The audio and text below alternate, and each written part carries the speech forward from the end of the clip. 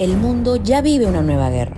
En cuestión de semanas, la confrontación en torno a Ucrania se convirtió en el conflicto bélico que todos temíamos. No sirvieron las llamadas, videoconferencias, reuniones de emergencia, ni ninguno de los esfuerzos diplomáticos.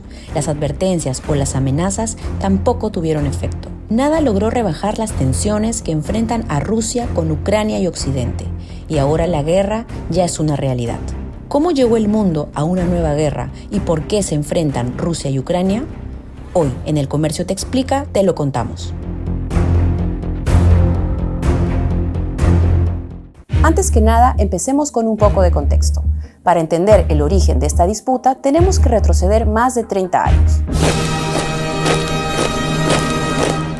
Fue en 1991, con la disolución de la Unión Soviética, que varios de sus territorios se convierten en repúblicas independientes.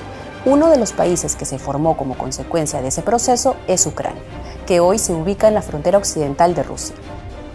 Es importante saber que Rusia no ve a Ucrania como un país más, sino que por su ubicación y pasado soviético siempre lo ha visto como un territorio que debería estar bajo su influencia. Esto es un problema porque Ucrania lleva ya muchos años alejándose de Rusia y tomando una posición más occidental. Ahora bien, las últimas tensiones entre Kiev y Moscú empezaron a aumentar desde noviembre del 2021. El detonante fue el envío por parte de Rusia de decenas de miles de tropas a zonas cercanas a la frontera ucraniana. Este movimiento de soldados disparó las alarmas en Ucrania y Occidente, que denunció que Rusia se estaba preparando para invadir territorio ucraniano y que la agresión era inminente. Pero aunque esta escalada tiene pocos meses, lo cierto es que Kiev y Moscú están enfrentadas desde que el gobierno ruso anexó la península de Crimea en el 2014. La situación empeoró con el conflicto en el este de Ucrania, donde Rusia está acusada de apoyar a los separatistas prorrusos. En este conflicto, ambas partes, tanto las fuerzas ucranianas como los separatistas prorrusos, se acusan mutuamente de haber roto muchas veces el alto el fuego, lo que ha dejado hasta hoy unos 14.000 muertos. El presidente ruso, Vladimir Putin, que no oculta su pesar por el colapso de la Unión Soviética, ha descrito a la Ucrania actual como un constructo moderno que está ligado inseparablemente a Rusia y ha afirmado que tras el colapso soviético este país fue usado por Occidente para contener a Moscú. Según Washington, Ucrania está rodeada por 3 costados de al menos 150.000 soldados, aeronaves y equipamiento militar ruso. Lo preocupante del conflicto es el potencial bélico que puede alcanzar. Algunos líderes occidentales han dicho que esta podría ser la mayor guerra en Europa desde 1945. Razones no faltan. Por un lado, Rusia es enormemente superior a Ucrania a nivel militar.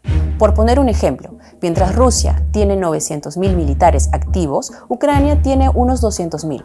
Y mientras Rusia tiene más de 6.000 cabezas nucleares, Ucrania no tiene ninguna.